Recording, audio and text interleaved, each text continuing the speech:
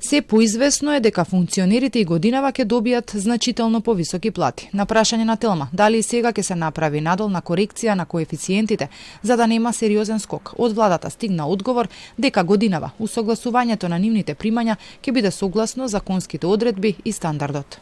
Поминато годишната одлука за стопирање на растот на платите, која беше донесена како дел од пошироки мерки за финансиска стабилност во текот на оваа година, се очекува редовно усогласување на платите, согласно законските одредби и движењата на животниот стандард.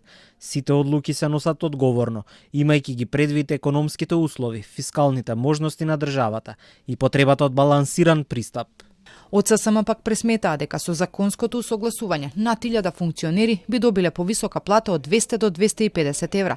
Во формулата за пресметка на нивните плати како параметри влегуваат просечната бруто плата и коефициентот на сложеност. Само за пример, ако се земе ноемвриската просечна бруто плата од 2025 и на тоа се додаде највисокиот коефициент, годинава некои од функционерите со законското усогласување ќе добијат околу 16.000 денари повисока плата.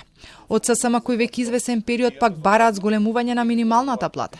Утринава поднесоа предлог до собранието за намалување на функционерските плати, преку кратење на коефициентите, но и во пресметката наместо просечната како параметар да биде минималната плата. Доколку не го направат тоа, ова е само иницијатива за да видиме нивната човечност, нивниот однос кон работниците и нивните гласачи, а доколку не го направат тоа, како што кажавме, истата иницијатива со 10.000 потписи од 10.000 работници ќе ја доставиме до собранието и тогаш ќе бидат принудени да ја донесат. Откако во 2023 година со одлука на Уставен суд функционерските плати пораснаа за 78%, веќе следната година пред локалните избори, тогашната влада со измени во неколку закони ги намали коефициентите за да нема сериозен скок.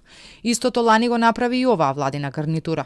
Одлуката за раст на платите за речиси 80% предизвика лавина реакции во јавноста. Експертите коментираа дали е право време да се прави тоа со оглед дека домашната економија беше се уште кревка од ударот на ковид и енергетската криза.